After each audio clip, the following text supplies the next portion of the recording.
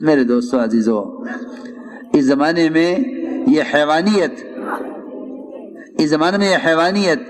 غیروں سے مسلمانوں میں منتقل ہو رہی ہے کہ یہ اپنے والدین کو اس وقت تک پہچانتے ہیں جب تک یہ خود کسی قابل نہیں ہو جاتے۔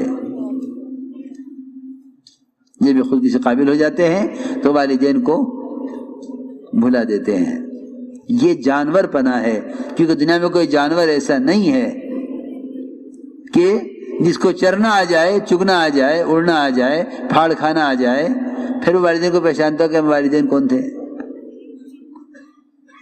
اس زمانے میں سب سے بڑی بیماری یہ پیدا ہوئی مسلمانوں میں خاص طور پر، کہ وہ اپنے والدین کو ادھر دیکھو، اپنے والدین کو اس وقت تک پہچانتے ہیں جب تک ان سے ان کی حاجتیں متعلق ہوتی ہیں۔ اللہ اکبر۔ ایک صحابی نے آ کر عرض کیا حضور اکرم صلی اللہ علیہ وسلم سے کہ ایسی گرم زمین کہ اگر گوشت کا کچا ٹکڑا ڈالا جائے تو گرم زمین کی وجہ سے پکڑ تیار ہو جائے اور کھانے کے قابل ہو جائے، اتنی گرم زمین پر میں اپنی ماں کو پیدل اپنی پیٹھ پر لے کر چلا ہوں اور 9 میل چلا ہوں، 9 میل چلا اپنی ماں کو پیٹھ پر لے کر۔ یہ تو فرمائیے کیا میں نے اپنی ماں کا حق ادا کر دیا؟ آپ نے فرمایا ماں کا حق ادا کر دیا؟ آپ نے فرمایا کہ تیری پیدائش کے موقع پر جو تیری ماں کو درد کی لہریں اٹھی ہیں، شاید اس میں سے ایک لہر کا حق ادا ہوا ہو۔ وہ بھی شاید فرمایا، یقین طور پر نہیں، کہ شاید اس میں سے ایک لہر کا حق ادا ہوا ہو۔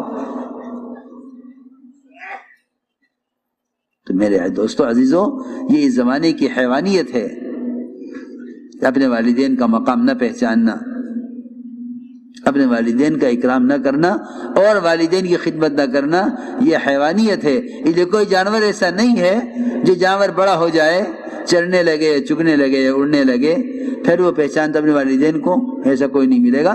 اس وقت تک بچہ اپنے ماں باپ کو جانتا ہے جب تک وہ خود اپنی ضرورت کو پورا کرنے والا نہ بن جاوے، اس وقت تک جانتا ہے۔ یہ حیوانیت انسانوں میں آ گئی ہے۔ تو انہوں نے عمل پیش کیا، اے اللہ مجھے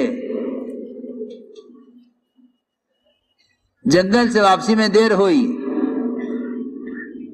والدین سو چکے تھے، میں تمام رات دودھ کا پیالہ لے کر ان کے سامنے کھڑا رہا، میرے بچے بھوک سے بلکتے رہے، میں نے کہا کہ نہیں، والدین سے پہلے بچوں کو دودھ نہیں پلاؤں گا۔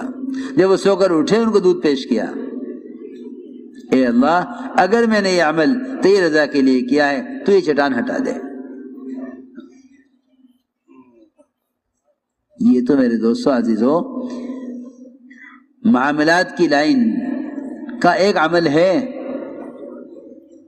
مولانا ایسا فرماتے تھے کہ حضور اکرم صلی اللہ علیہ وسلم کے تکوینی لائن کے اشارے سے چاند کے 2 ٹکڑے ہو سکتے ہیں، تو جو احکام شریعت آپ لے کر آئے ہیں ان احکام شریعت کی قوت کیا ہوگی؟